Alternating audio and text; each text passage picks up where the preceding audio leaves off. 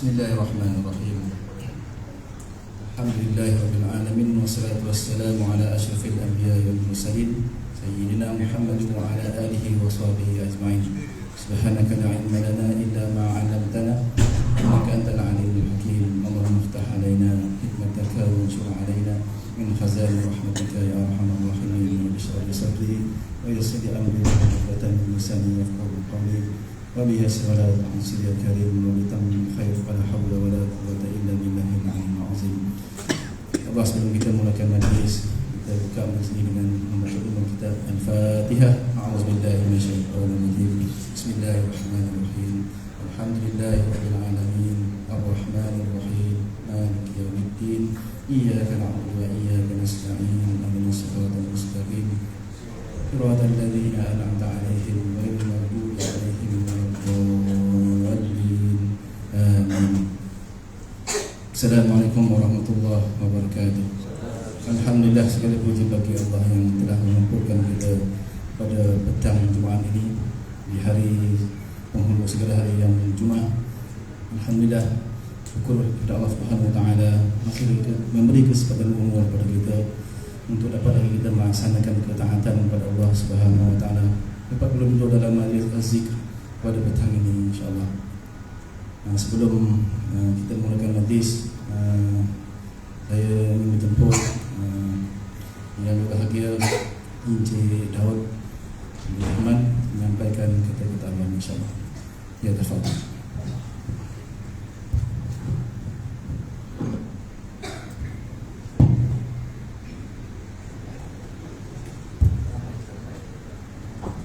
Bismillahirrahmanirrahim. Alhamdulillahirabbil alamin wassalatu wassalamu ala asyrafil anbiya'i wal mursalin wa ala alihi wa sahbihi ajma'in. Assalamualaikum warahmatullahi wabarakatuh. Alhamdulillah, syukur kita kepada Allah Subhanahu wa taala dengan limpah kurnianya dan keizinannya dapat kita berkumpul pada petang ini di Surau Syams pada majlis sambutan Al-Hijrah 1445 Hijri, peringkat majlis pada Seban. Yang saya lalukan Ustaz Muhammad bin Haji Nazlan, Ustaz Tengku Khidir Iswanji dan juga kumpulan qasidah dari Madrasah Al-Aliyah. Terima kasih Ustaz dan Pak Sudi yang mengamalkan masa untuk hadir ke majlis sambutan Al-Hijrah dekat UBS, barisan AJK Maki MBS, barisan AJK Surau Syam Wisma MBS, tuan-tuan dan puan yang dikasihi Allah Subhanahu wa taala. Terlebih dahulu saya ucapkan ribuan terima kasih kepada tuan-tuan dan puan dapat mengamalkan masa pada petang ini bersama kita kumpul bagi meraihkan majlis sambutan Al-Hijrah kita pada hari ini. Dan seperti yang semua maklum, di segi tarikh kita telah mendapat tarikh tahun baru Islam 1445, dan hari ini dah 3 hari dah kita dah menyambut tahun baru kita, iaitu maksudnya hijrah lah, untuk kita hijrah. Berikutkan pengertian hijrah ni sebagai ringkas sebelum kita teruskan majlis kita hari ini, iaitu hijrah berubah daripada perkara yang mungkar kepada makruf, pada perkara yang buruk kepada yang baik, dan juga perkara daripada perkara yang mazmumah kepada yang mudah, dan juga perlu pengorbanan pada diri kita juga lah untuk menjadikan seorang insan yang kepribadian yang mulia lah. Jadi sempena tahun baru Islam ni, saya harapkan kita tuan-tuan perempuan semua dan juga sempena pada petang ini, kita tanamkan azam dan iltizam pada diri kita masing-masing lah. Apa yang buruk, apa yang lemah, apa yang kurang pada kita sebelum ni dapat kita perbaiki lah, untuk kita lebih mempertingkatkan kita punya kepribadian kita yang lebih mulia, lebih kamil di sisi Allah Subhanahu Wa Taala.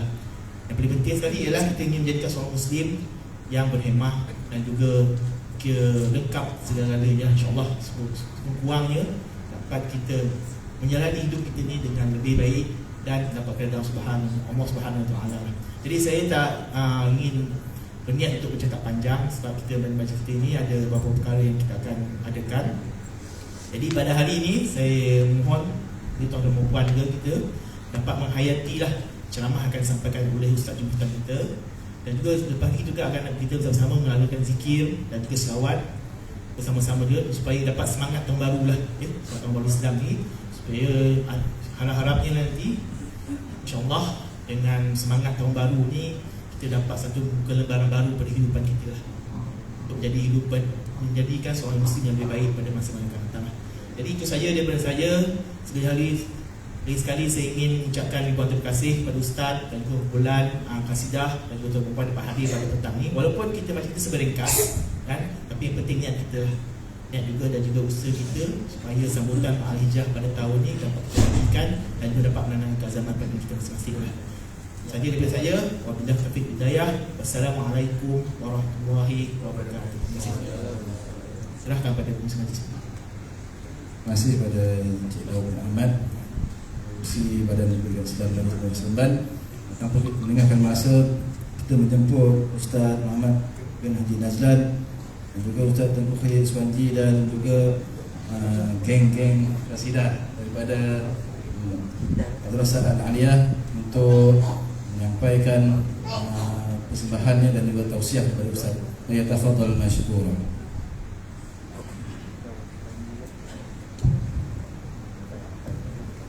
Bismillahirrahmanirrahim. Ila hadratin Nabi Muhammad Mustafa Rasulullah Muhammad ibn Abdullah sallallahu alaihi wasallam wa alihi wa sahbihi al-kiram wa ala hadhihi an-niyyati syarifah.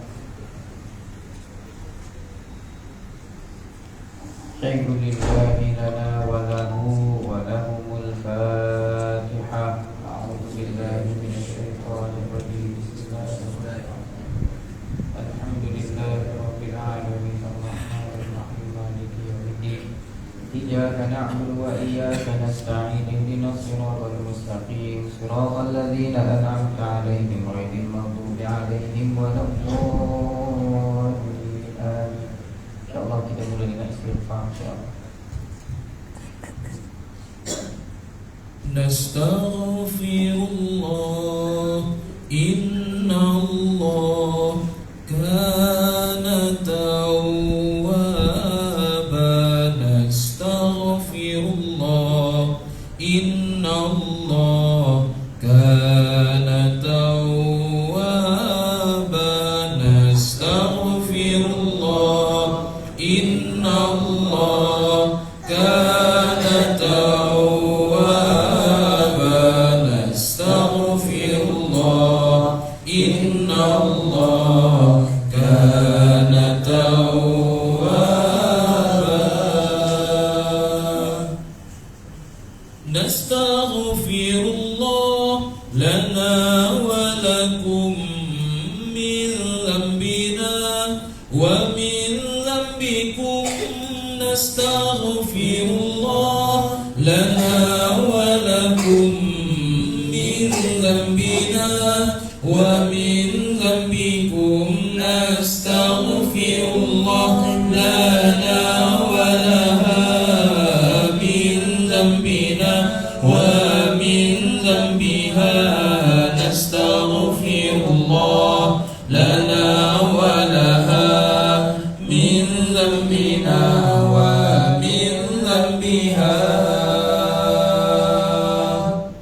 Nastaghfirullah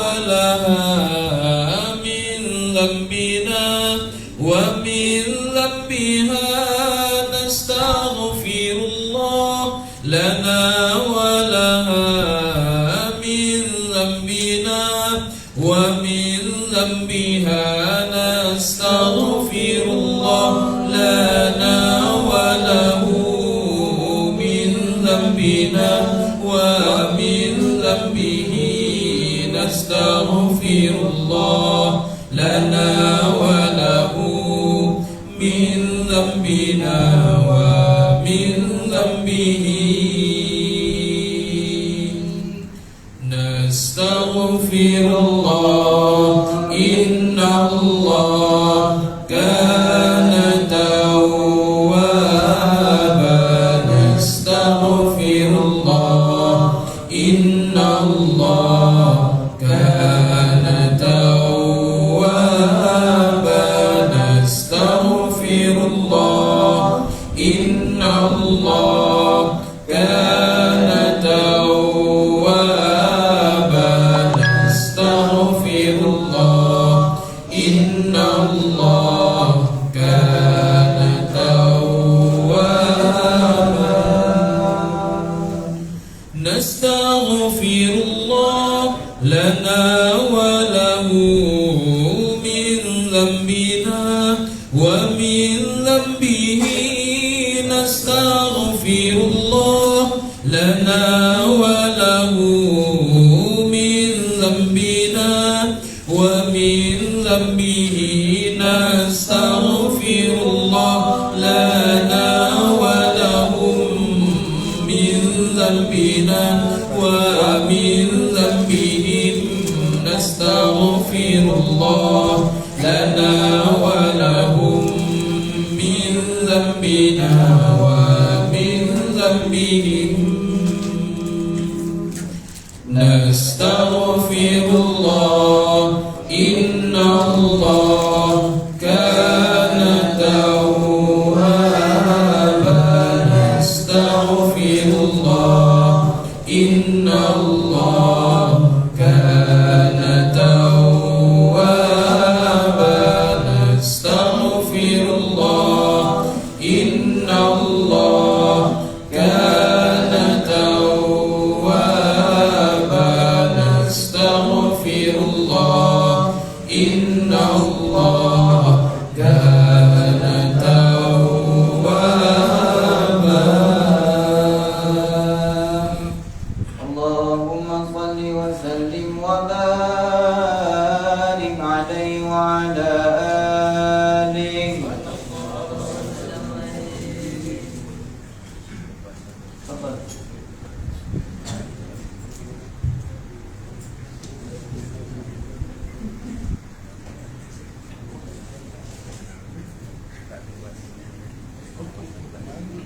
اللهم صل وسلم وبارك عليه وعلى صلى آله الله وسلم عليه. هي الهادي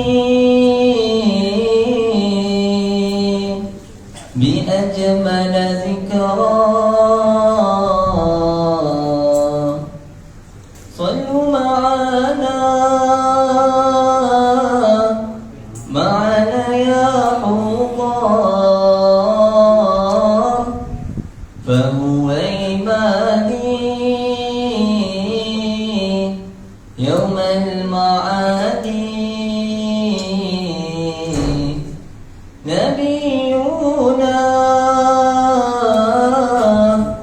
طه المختار هي الهادي بأجمل ذكرى صلوا معنا يا الله فهو عبادي يوم المعاد نبينا طه المختار هي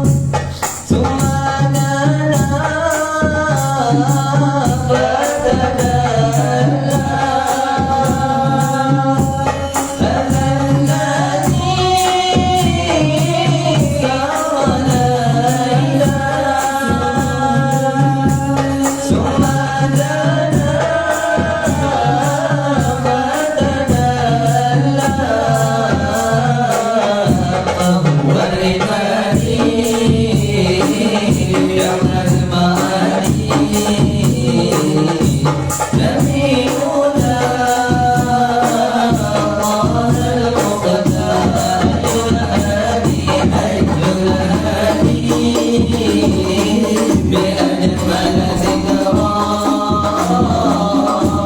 صلوا على معنا يا الله فهو إيماني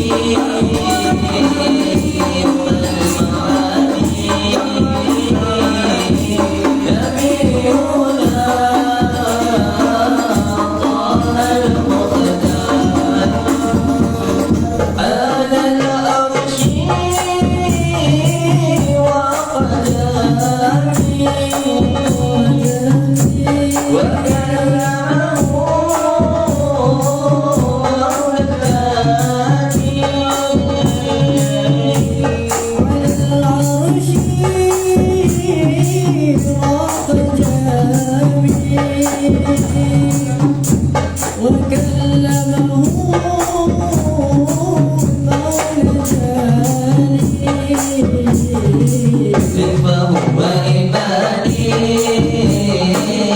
يوم المعاني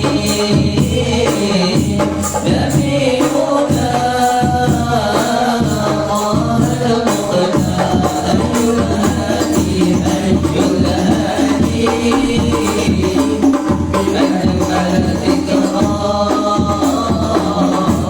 صلوا على معنا يا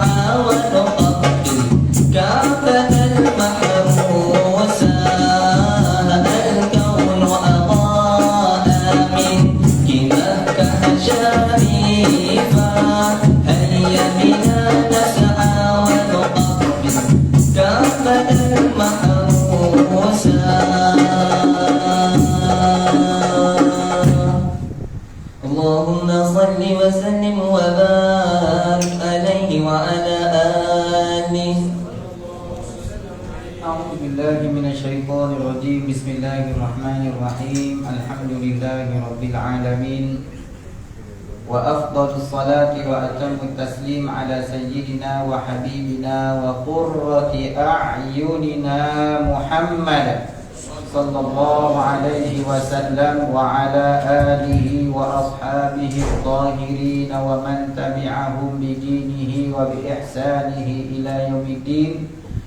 Subhanaka la ilma lana illa ma 'allamtana innaka antal alimul hakim. Wa la hawla wa la quwwata illa billahil aliyyil azim. Assalamu alaikum warahmatullahi wabarakatuh. Alhamdulillah, syukur kehadrat Allah Subhanahu wa taala. Diucapkan terima kasih kepada Ketua Pengarah dan juga staf-staf yang menjemput kami untuk memberikan kongsian sedikit daripada ilmu. Saya bukanlah ahli untuk memberi nasihat ataupun tazkirah. Bahkan saya adalah orang yang sepatutnya diberi nasihat dan diberikan peringatan. Namun oleh kerana permintaan, maka kita kongsikanlah sedikit sebanyak apa yang telah diajarkan kepada kami, sedikit daripada ilmu. Mudah-mudahan dengan yang sedikit itu Allah Ta'ala memberikan manfaatnya lebih. Yang sedikit itu Allah Ta'ala tambahkan, dan yang sedikit itu dijadikan asbab kita semua ini mendapat syurga dan syafaat Nabi SAW dan diampunkan dosa. Amin ya rabbal alamin. Pertama sekali, setiap perkataan ataupun setiap huruf yang ada itu, yang disusunkan setiap daripada huruf itu, maka jadilah satu kalimah. Dan setiap kalimah yang disusun itu, daripada susunan kalimah itu, maka jadilah ayat. Jadi ayat berasal daripada susunan kalimah. Susunan kalimah itu berasal daripada susunan huruf. Susunan huruf. Kalau kita kecil tu belajar tadika tu, huruf, kenal huruf, kita kenal ayat terus. Kenal huruf dulu, mana A-nya, mana B-nya, mana alif, ba, ta, sampailah apa huruf jua pun. Bermula daripada huruf, kemudian setelah daripada huruf, maka naiklah daripada huruf dijadikan kalimah. Ini kalimahnya cawan, ini kalimahnya pokok, itu kalimah. Dan kalimah itu pula disusunkan menjadi ayat. Pokok pisang, jadi satu ayat. Pokok pisang ditebang oleh orang, itu orang panggil ayat. Jadi apa yang penting dan terpenting di dalam setiap huruf, susunan huruf, dan mana huruf itu menjadi kalimat dan kalimat itu menjadi ayat. Yang penting di dalam setiap ayat, huruf, kalimat itu ialah setiap ayat yang disusunkan itu pastinya mengandungi maksud daripada ayat. Maksud itu satu benda yang penting. Ayat itu penting, tapi maksud daripada ayat itu jangan dibuat main, jangan diabaikan maksud daripada ayat. Contoh, kita bawa kereta, kita bawa kereta, awas kawasan kemalangan, dia tulis di situ. Jadi apakah ayat yang ditulis untuk kamu baca? Oh, bawa kereta 180 km sejam. Kemudian kita baca ayat, awas kemalangan di hadapan. Agak-agak kelajuan kita macam mana waktu itu? Bertambah laju ataupun brake? Kenapa kita brake itu? Kenapa kita perlahankan kenderaan? Sebab baca? Sebab maksud daripada ayat tersebut. Maksud itu penting. Kita sedang duduk di dalam satu majlis, kemudian ada orang menjerit, ada harimau masuk dalam. Kalaulah kita terima, percaya, serah. 3 ayat tu. Terima, percaya, serah. TPS. Macam lupa plate kereta TPS. Apa tu? Terima, percaya, serah pada ayat tu. Kalaulah ada orang kata ada harimau masuk di dalam surau, kita pun tanpa berfikir panjang, tanpa selidik, kita terima, percaya, serah kata orang tadi tu. Agak-agak kat mana kita? Melompat lagi ke dalam ni harimau. Nampak? Ataupun kita bagi contoh yang lain. Kalaulah kita ini di pagi hari kita pergi jumpa doktor. Doktor, saya mau cek darah saya. Nah, kita kan biasa kan pergi ke check up kan, cek darah tinggi lah, kolesterol lah, tok dan bagai-bagai lah. Kita pun, doktor pun ambil darah kita sedikit, dan doktor pakar itu kata, nanti keputusan darah kami akan WhatsApp tuan. Kita akan WhatsApp petang nanti. Jadi kita pun di petang tu balik tu kita pun relax, tak rasa apa pun. Boleh minum air tepi pantai, peti Port Dickson pula, tengok laut pula, tengok banana bot tu kan. Nak berjalan kat situ, oh seronok, sedang melihat bot, sedang melihat panorama yang sangat cantik indah di Port Dickson. Sedang melihat, ping, kita pun buka. Oh, ini mesej dari sang doktor. Kita pun buka. Doktor tu tulis, Assalamualaikum dan salam sejahtera tuan. Suspend. Setelah kami membuat kajian, darah tuan didapati dalam bahaya. Kalaulah kita terima, percaya, serah pada ayat itu, agak-agak apa jadi petang tu? Tuan didapati ada penyakit leukemia. Kalau kita terima, percaya, serah, terima perkataan doktor tadi itu, ayat yang doktor tulis tadi itu, percaya dan serah bulat-bulat, tanpa sebarang analisa, tanpa sebarang annihilation. Tak ada. Agak-agak apa jadi kita hari itu? Nak minum kopi lagi? Tadi bukan main minum kopi lah, air ABC lah, cendol lah, habis semuanya sapu Pak Haji. Bila Pak Haji dah dapat mesej tu, Pak Haji dah cangkul lah. Pak Haji dah collect.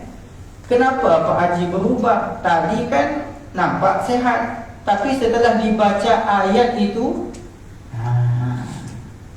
inilah kekuatan kalimat. Kalimat ini tuan-tuan, kalaulah kita terima kalimat itu tanpa sebarang analisa, kalimat itu boleh mengubah orang sekelip mata. Allah, sekelip mata boleh berubah. Kita sedang duduk baca, sekali kita punya kekasih, saya nak clash. Apa jadi? Ada, saya nak clash. Clash lah, saya tak kisah je tu. Saya nak clash, kita nak break dekat sini. Risau kita tu. Nampak? Walaupun tadi tengah main PUBG, sekarang ni sudah tak ada PUBG. Sekarang ni melayan Mak Haji. Apa kena Mak Haji ni? Tiba-tiba nak clash. Itu hasil daripada ayat. Maka setiap ayat yang dibaca itu, ayat yang disusunkan, ayat yang dibaca itu pasti ada maknanya. Maka kalaulah kita sembahyang, dalam sembahyang Allahu Akbar, ayat tu bukan itu. Ayat. Itu ayat tu. Susunan daripada kalimah. Kalau Jurumiah kata, dalam undang-undang kata apa? Kalimah ialah persusunan huruf-huruf hijaiyah yang memberi makna atau satu huruf yang ada Mana kalau mengaji bahasa Arab dia tahulah benda tu. Kalaulah ayat kita baca Allahu Akbar, Allahu Akbar kabira walhamdulillahi katsira wa subhanallahi bukratan wa asila wajjahtu wajhi. Ayat yang dibaca di dalam sembahyang itu ada maksud ataupun tidak? Takkan ayat tu kosong-kosong ya, itu Najwa Latif bolehlah kosong-kosong. Ayat yang di dalam sembahyang takkan kosong. Bismillahirrahmanirrahim, takkan kosong ayat tu. Kalaulah ayat itu mengandungi makna yang tersendiri, maksud yang tersirat dan tersurat di dalam ayat, kalaulah kita baca ayat itu, kalaulah kita tahu maksud dia, agak-agak apa? Apa yang berlaku pada kita? Kita duduk di hadapan itu, nak letakkan beg bagasinya, duduk di atas meja makan, tertulis ayat awas pencuri berkeliaran. Agak-agak apa kita buat? Maksud daripada ayat tu. Tadi Mak Haji lepas je handbag tu, tapi nampak je. Nampak tu? Maknanya kalau ayat yang diterima TPS, terima percaya serah kepada ayat, seseorang itu akan ada tindakan dan dia akan ada impak pada diri dia sendiri. Kita sembahyang sudah berapa tahun? Saya sudah 52 tahun umurnya. Tapi kalau kita sembahyang tu, lepas sembahyang beku, keren, tak ada kesan, baca hari-hari seolah-olah macam kita katakan sayang, sayang, sayang, I love you. Kita cakap dekat perempuan tu, tapi tak ada perasaan. Macam mana ayat tak ada perasaan? Sayang, I love you, macam tu. Agak-agak mau orang tu nak balas balik, bagi penampak biji baru saya. Nah, kenapa? Kenapa ayat itu tak ada kesan, tapi terakhir I love you. Nampak? Itu tak itu. Nampak? Sebab itu ayat ini tuan-tuan, Masya Allah, orang boleh berubah dengan ayat. Hanya sedikit sahaja kalau ayat itu mencongkel, dia terima percaya serah, dia akan berubah secara automatik. Tak perlu nak kena tunggu 10 tahun. Dulu di England dulu ada satu hospital bahagian perawat penyakit kanser. Siapa yang kanser stage 4, stage 5, tak tahu lah stage berapa, tak tahulah. Jadi hospital ni, doktor ni, dia bukan doktor pakar kanser, tapi doktor pakar psikologi. Bila dia tengok orang yang kanser ni, bila lah doktor dah bagi keputusan di surat, awak penyakit kanser stage 4, 3 bulan lagi masa untuk hidup, lepas tu siapkan kapan? Tanam. Kita kalau baca tarikh kematian kita sudah wujud, agak-agak apa jadi? Itu bila lah orang tu terima percaya serah, kata doktor psikologi, menyebabkan badan dia automatik jadi lemah dan penyakit kanser lagi cepat merebak. Sebab apa? Sebab dia dah putus harapan. Tak ada apa dah. Tengok pokok bergoyang pun dah tak nampak pokok dah nampak dah alam barzah tu. Belum mati lagi. Tarikhnya 3 bulan baru mati, baru 3 minggu dah meninggal. Tak sempat tarikh itu datang. Kenapa? Kerana bila dah dia terima keputusan daripada doktor tadi, TPS, terima percaya serah, tanpa sebarang analisa, itu dia jadi kelak. Tapi kalau macam doktor dia kata, awak ada penyakit kanser stage 4, kita baca, ya ke doktor ni? Agak-agak boleh hidup lagi. Kalau ada kita dapat mesej itu, I love you sayang, orang perempuan hantar mesej ke kita, kita pun baca, ya ke dia ni? Tak ya ke dok, demo. Agak-agak ada tak perasaan cinta tu? Ada tak? Tak ada. Sebab kita analisa. Bila bukan Mona Lisa, analisa.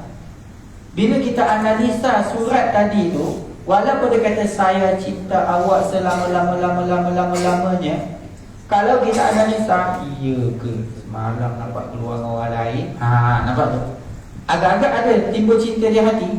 Tak ada. Tapi kalau kita terima percaya serah, Saya cerita awak nampak tu? Simpan bawa tidur. Nampak? Jangan kata tidur, orang tua-tua kata pergi berak pun duk bawa surat. Ingatkan bawa surat ke? Ingatkan baca doa. Baca surat tahu lagi. Nampak? Begitulah. Jadi doktor ni tadi ni, bila dia tengok orang-orang kanser, penyakit kanser ni sakit, apa dia buat? Dia cuba ubah dia punya mentality, dia punya fikiran orang tu. Apa yang dia dah terima percaya serah ini, sekarang ni dia terima benda yang negatif, yang menyebabkan dia collapse hidup dia, menyebabkan dia tak boleh nak usaha dalam hidup, menyebabkan orang semua percaya kalau kena penyakit kanser, memang kanser lah awak punya hidup. Tak ada hidup dah, kanser, habis, mati terus. Jadi doktor ni apa dia buat? Dia pergi photostat, buat sijil. Yang ni tak tahulah di Malaysia boleh ke tak. Doktor ini dia buat sijil award. Sijil pakar darah. Apa tu, the best student, sijil pakar kanser, sijil pakar. Sijil tu dia buat sendiri. Apa tujuan dia buat sijil? Dia ambil sijil tu, dia punya sijil-sijil dia letak dekat belakang dia. Letak dekat belakang ni, penuh sijil, sepah sijil sini. Kalau doktor tu ada 5 sijil, dia 15 sijil dekat belakang tu. Bila dah dia panggil orang penyakit kanser tu datang, sijil tu pula dia photostat besar-besar. Dia tak photostat kecil-kecil, photostat besar-besar sikit supaya orang boleh baca. Bila lah orang penyakit kanser tadi tu datang, doktor tanya, "Bagi sini keputusan darah awak." Dia pun datang. Orang dah tak ada harapan hidup, macam mana? "Ambillah doktor, saya dah tak ada harapan hidup.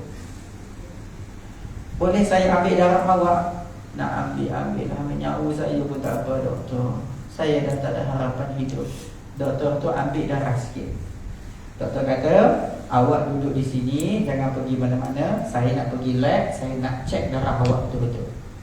Apa berlaku? Ni, kita katakan TPS, terima percaya serah ni, kekuatan ayat ni. Bila lah orang tadi tu dalam keadaan dia duduk terkelak dekat situ, terkelak apa panggil apa? Duduk apa? Duduk dalam keadaan lemah macam tu, mata dia memandang sijil. Dia tengok sijil tu, pakar darah, pakar jantung, pakar kimia, pakar segala habis semua dia pakar. Mekanikal habis semua dia. Pakar habis doktor ni.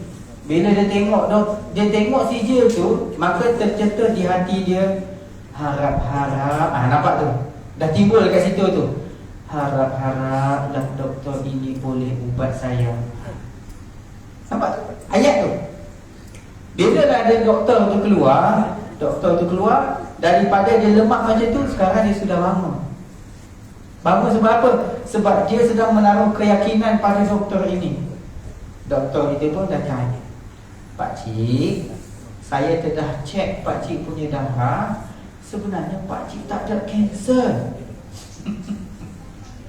Kita dengan keyakinan sijil yang penuh kat belakang ni tadi, walaupun kita tak tahu sijil tu betul ke tak, tengok sijil yang penuh tadi dengan ucapan doktor tadi, Pakcik tak ada kanser. Realitinya orang tu datang naik kursi roda, balik jalan kaki. Ni real. Tapi kalau kat Malaysia, kalau klinik tu bocor, habis lah. Sebab doktor tu bukan doktor pakar darah, doktor pakar psikologi. Nampak? Bila dah dia terima percaya serap cakap doktor tadi tu, pakcik sebenarnya tak ada kanser, ini darah sikit je. Pakcik tu, benarkah doktor? Nampak tu? Aura positif tu semua naik. Ini kita katakan dalam masa beberapa saat manusia boleh ubah sebab ayat. Beberapa saat. Kalau kita terima percaya serang tanpa analisa, tanpa analisa, datang terus lalu macam mana doktor, macam mana saya nak ubat penyakit saya? Doktor pun bagi suplemen, awak makan ini, awak makan ni, jaga kesihatan. Jangan minum air manis-manis dah, berminyak jangan makan. Awak banyak makan sayur, makan jus, makan suplemen, orang tu makan akhirnya sihat. Allah. Bila kita tengok peristiwa ini, maknanya manusia boleh ubah dengan sebab ayat. Ayat saja manusia boleh berubah. Datang jumpa orang, awak ni cantik lah. Oh, terima kasih. Nampak tu? Sekejap je. Cuba tanya, ya Allah, bau ni daripada kau ke? Kau pula pun hajar, kau jago. Nampak? Ayat saja. Nampak? Kita lalu puji sikit. Ya Allah, cantiknya pakaian awak, saya keluar hari ni. Oh, terima kasih. Faham? Cuba try. Ya awak bau longkang ni. Apa jadi korang? Sebab ayat manusia boleh berubah.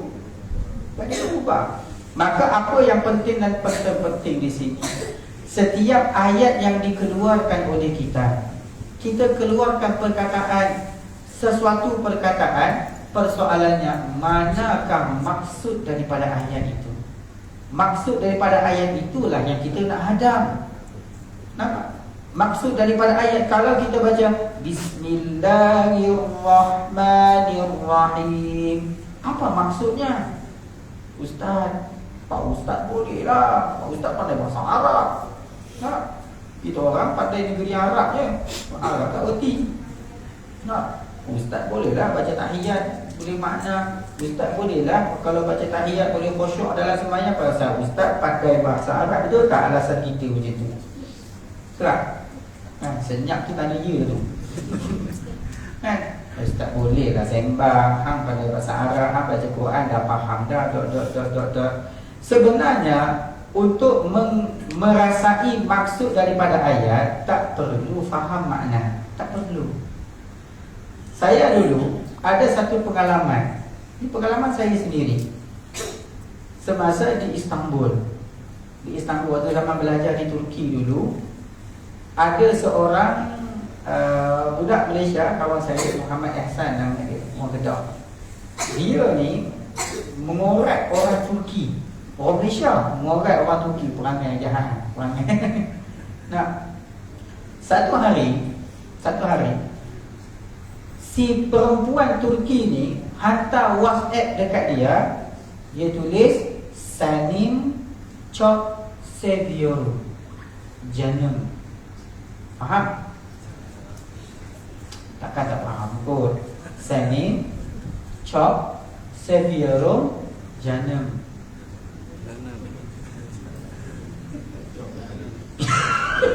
Jahannam tu. Apa makna sanim çok seviyorum canım? Dia tak tahu. Dia tak tahu makna apa. Orang Malaysia kan pada jaga Turki. Dia jumpa dengan saya. Dia tanya, Mat, orang tu hantar mesej kat aku. Dia tulis apa? Sanim çok seviyorum. Hang faham tak? Tak faham, tapi aku sonok ayat ni. Dia dah first time dia balas ni. Faham tak lagi. Tapi oleh kerana bila dia tulis ayat itu, walaupun dia tak faham maknanya, tapi dia tahu tak maksudnya. Makna tak faham lagi, tapi maksud sudah ada. Faham tak? Tak faham. Tapi kenapa kau tersengih-sengih? Sebab ada maksud. Sebab kita yakin ayat ini ada maksud. Cuma kita ni yang tak faham. Kemudian diterjemahkan. Saya terjemahkan Sanim çok seviyorum. Bahasa kita, saya sangat cintakan kamu janam, dengan makna sayang. Sifat. Faham? Sanim çok seviyorum maksudnya saya sangat sayangkan kamu sayang. Itu maksud dia. Janam tu sayang. Kalau jahannam itu lain. Jadi bila dia tahu, dia dapat pula tadi dia dah tahu ayat ini ada maksud, sudah tersengih-sengih. Sekarang sudah tahu makna. Agak-agak apa jadi? Melambung-lambung lah Mak Haji, Pak Haji. Itu yang masuk dalam alam khayaliyat itu. Bila masuk alam khayaliyat, itulah yang keluar luahan-luahan yang tak masuk akal. Bila orang dah masuk apa gerhana cinta, bukan gerhana cinta duka. Apa istilah kata? Lagu Mei tu lah, tak ingat lah apa Naiman. Apa? Cintamu mekar di hati tu kan? Nah, itu kata bila dah masuk cinta tu, dah kasih mesra tu yang luahan semua pelik-pelik. Suatu bahasa orang cinta dengan bahasa orang cakap biasa tak boleh dikomparekan, tak boleh. Kalaulah kita katakan contoh orang yang bercinta, Kan kata emisage apa? Bulan madu di awan biru, tiada yang mengganggu. Belanja sikit je, tak ada banyak. Allah orang ni. Kalaulah kita fikirkan betul ayat-ayat itu betul ataupun tidak. Betul. Bulan madu di awan biru, jauh benar kau pergi. Dah sampai ke awan punya tinggi lah bulan madu, tiada yang mengganggu. Memanglah tak ada orang ganggu, siapa nak ganggu dalam time macam tu? Persoalannya ayat tu betul ataupun tidak. Kalau dari segi bahasanya tak betul ayat tu. Tapi kalau orang yang bercinta, betul ataupun tidak? Saja. Nampak tu? Ha? Yang lagu apa tu? Lagu tak ingat lagu apa ni. Itu pun hafal sangat lagu-lagu ni. Ha? Kan banyak kan ayat-ayat macam tu kan?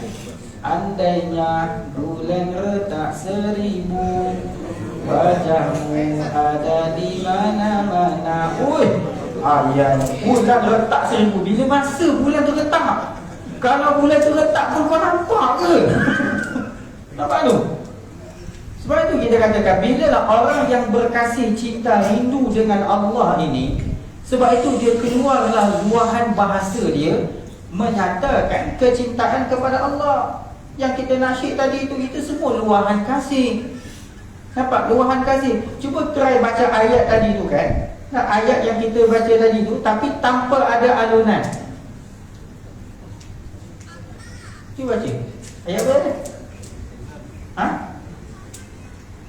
Ayyul hadi bi ajmal dzikra salu ma'ana ma'alayahud dhafa imadi yaumal ma'adi nabiyuna tahal muhtar. Orang kalau dengar lagu macam tu, baling tinggal kat orang tu, jangan main punya marah kau ni lagu bodoh kau bawa. Sebab apa? Sebab itu luahan. Bila luahan, maka ayat yang diikuti luahan itu berbunga. Hayyul hadi bi ajmal dzikra sallu ma'ana ma'ana ya udhar fahuwa imadi yaumal ma'adi nabiyuna tahal mukhtar hayyul hadi. Lepas tu dia berlagu. Ini kita pula bila dengar orang berlagu bid'ah. Payahlah macam tu. Kalau kau nyanyi untuk makmum kau, pandai pula kau tak bid'ahnya. Tapi bila nyanyi untuk Rasulullah, jadi bid'ah pula. Jadi hasil dia, setiap ayat kalimat yang dibuat itu tujuannya ada maksud. Dan maksud tujuan daripada amal aqwal, amal yang dibangsakan pada lidah, zikirnya, solawat ke, istighfar ke, tasbih ke, apa saja amalan yang kita buat membawa kepada pusatan, tumpuan, maksud yang satu. Apa dia? Allah. Itu tujuannya.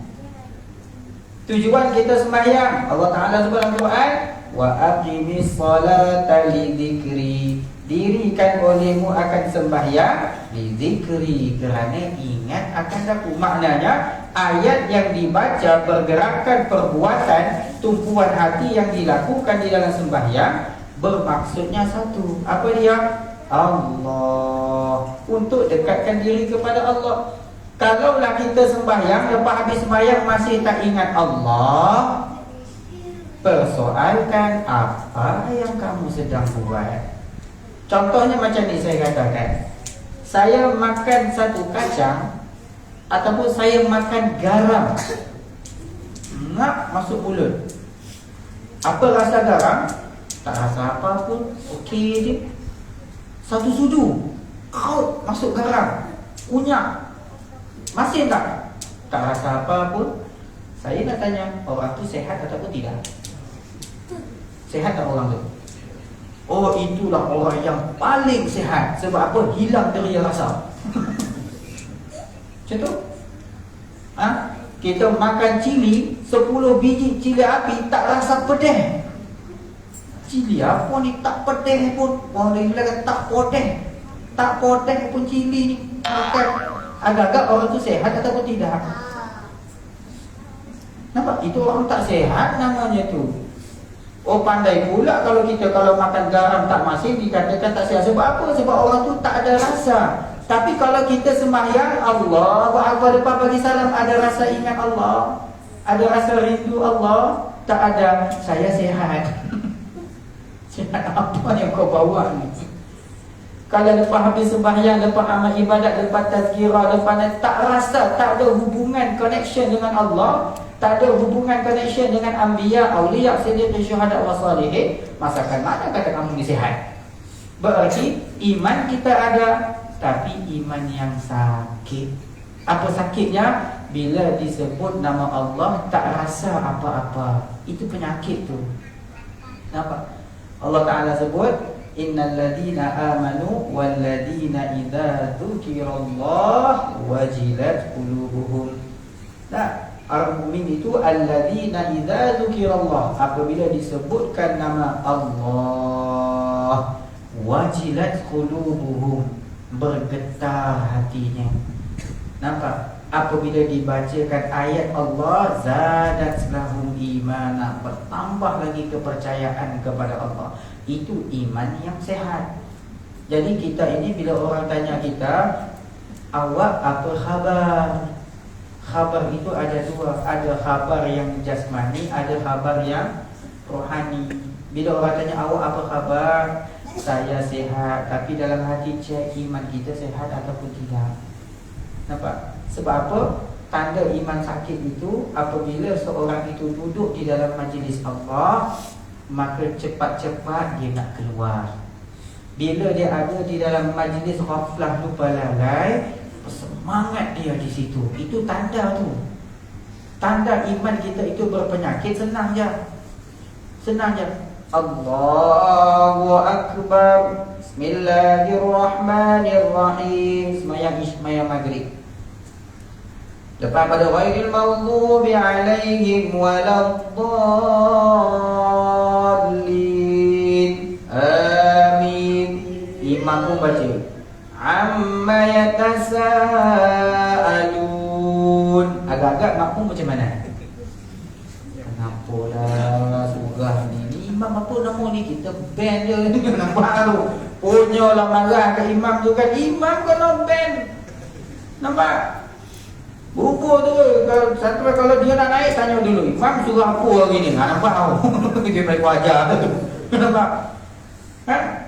Kita lah kalau duduk dalam semayang, Allah imam baca surah panjang, ya Allah, lembunya kaki, belum baca lagi. Itu tanda iman kita di situ, tuan-tuan. Itu iman kita tu. Nampak? Iman ini, kalaulah tanda iman itu lemah, bila duduk dalam majlis Allah, majlis yang membawa kepada ingat Allah, dia jadi lemah. Tapi kalau bawa majlis yang ghaflah lupa lalai, pergi konsert Allah. Ada yang pergi ke sini?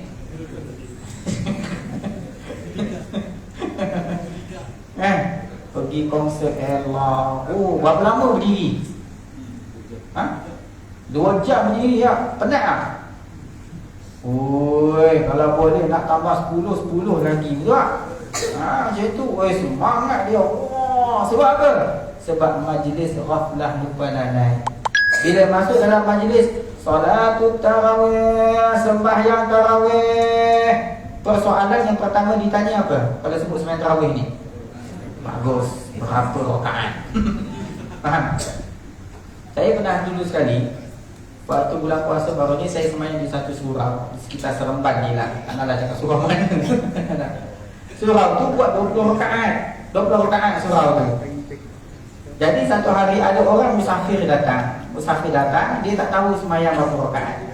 Bila sembahyang Allahu Akbar, habis sembahyang Isyak, lepas tu Bilal pun baca Salatut tarawih 20 rakaatan jami'atan rahimakumullah.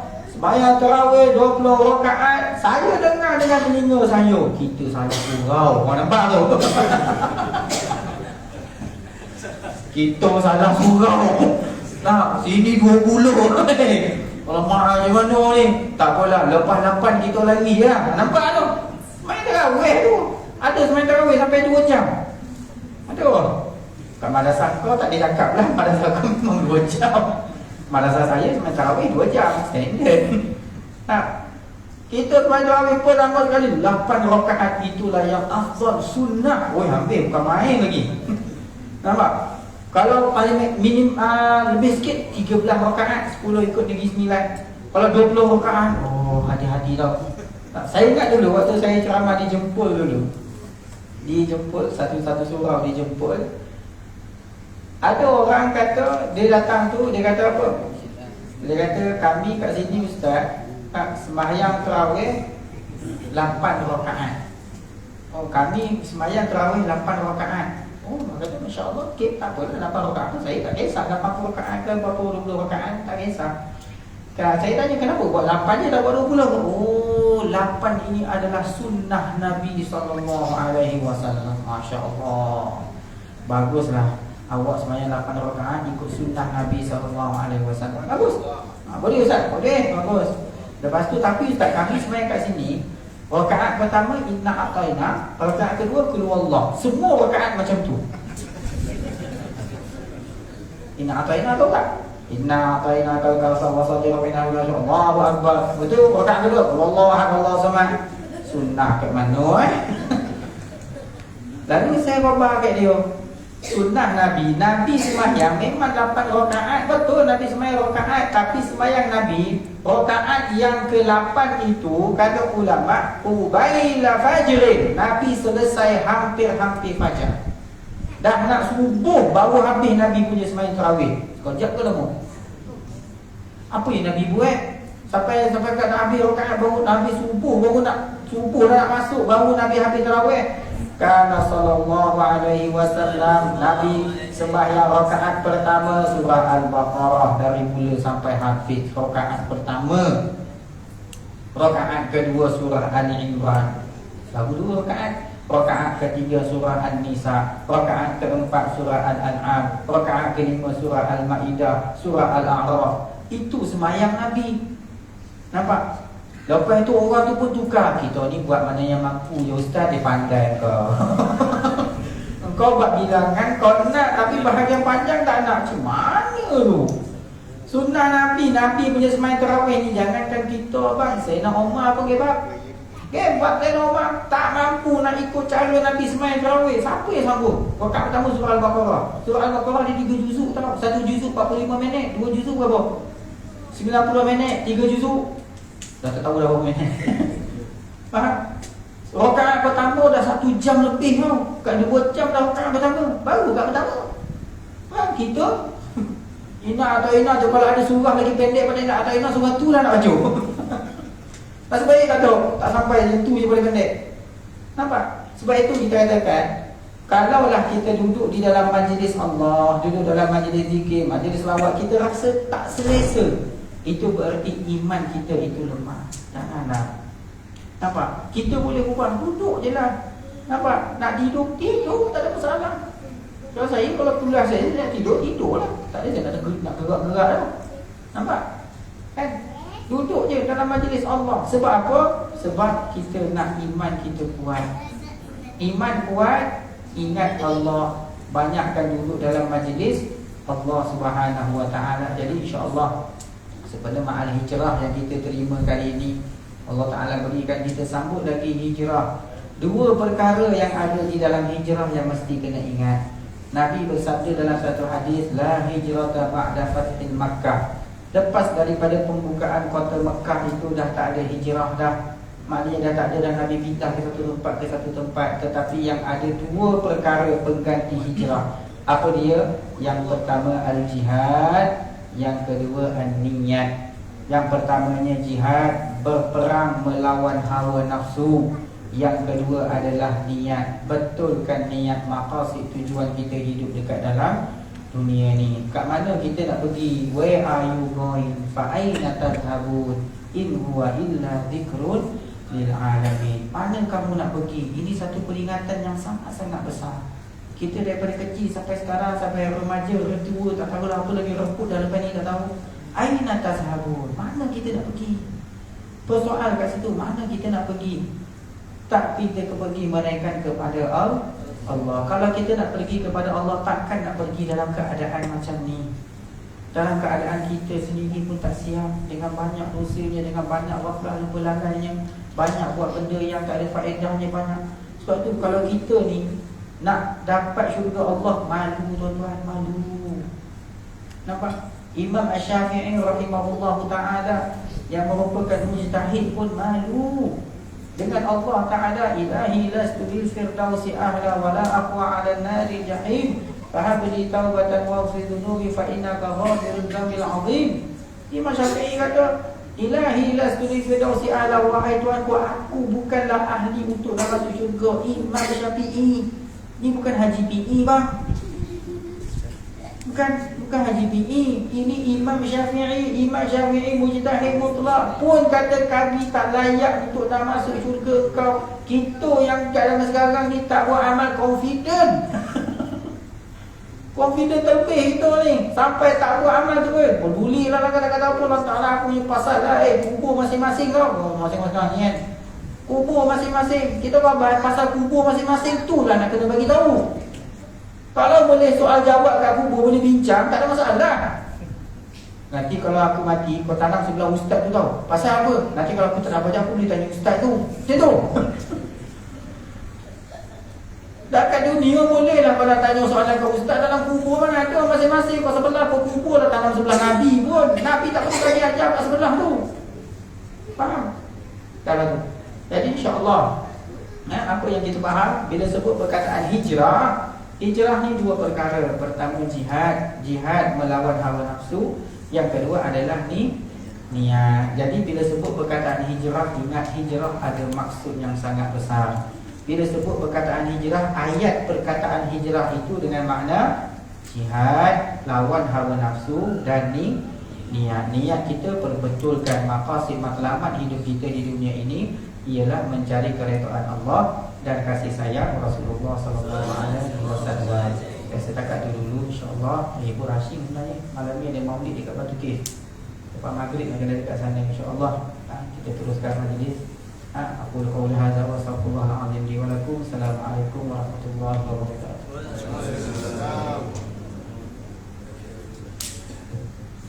Tak nak tanya dulu, nak nasi Melayu ke Arab? Melayu. Melayu kan. Tak ada kesian tengok nasi Arab tadi tu semua tengah ngol je kan. Wal padang pasi wapi semua ini tipu tak tahu kan.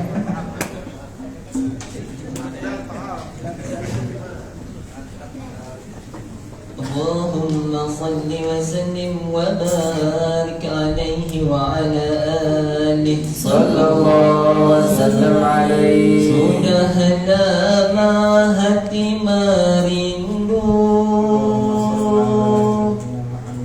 dengan kekasih yang satu. Bilakah masa dapat bertemu dengan kekasih agungmu?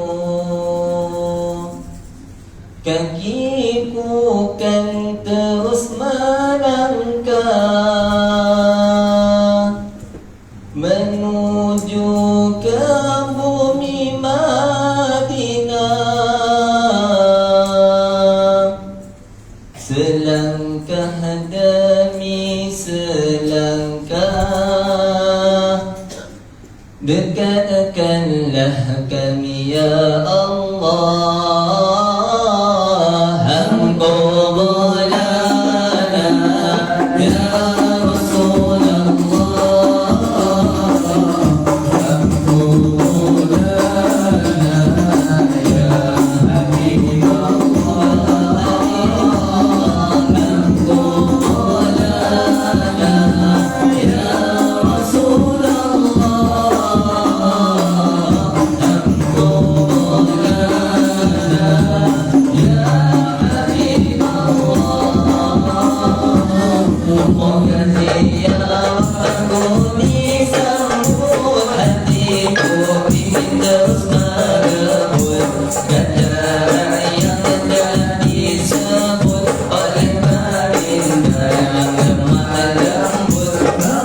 siapa yang ziarah rumah Madinah di Madinah, walau terlepas baginda wafat, bagai semasa Nabi hayat. Angkut lana ya Rasulullah, angkut lana ya Habibullah.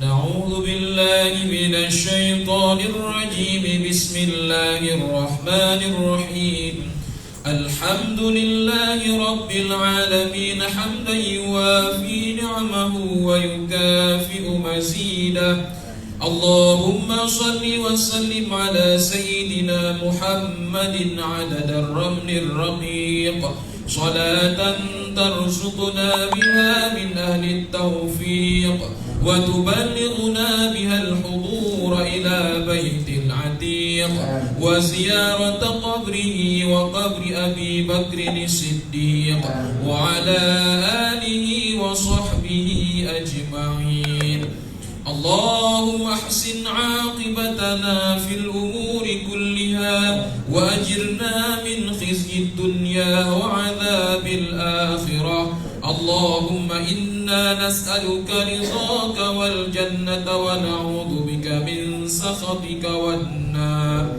اللهم اغفر لنا ذنوبنا وذنوب والدينا وارحمهما كما ربيانا صغيرا ولجدنا ولجدتنا ولأستاذنا ولمعلمينا ولجيراننا ولمن استوصانا بالدعاء اللهم اغفر لنا وللمسلمين والمسلمات والمؤمنين والمؤمنات الأحياء منهم والأموات برحمتك يا أرحم الراحمين اللهم إنا أعددنا لكل هون ألقاه في الدنيا والآخرة لا إله إلا الله ولكل هم وغم ما شاء الله ولكل نعمة الحمد لله ولكل رخاء وشدة الشكر لله ولكل أعجوبة سبحان الله ولكل مصيبة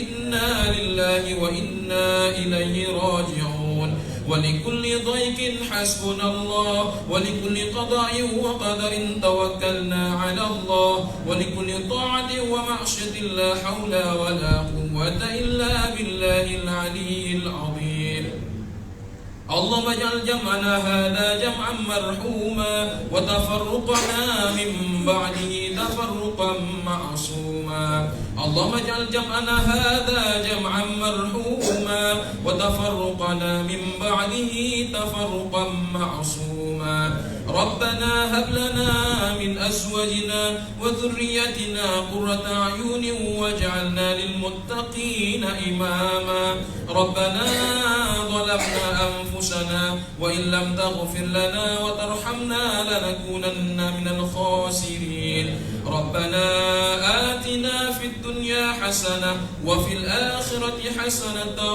وقنا عذاب النار يا مقلب القلوب ثبت قلوبنا على دينك وعلى طاعتك لا إله إلا أنت سبحانك إنا كنا من الظالمين وصلى الله على سيدنا محمد النبي الأمي وعلى آله وصحبه وبارك وسلم والحمد لله رب العالمين تقبل الله منكم ومنكم تقبل يا كريم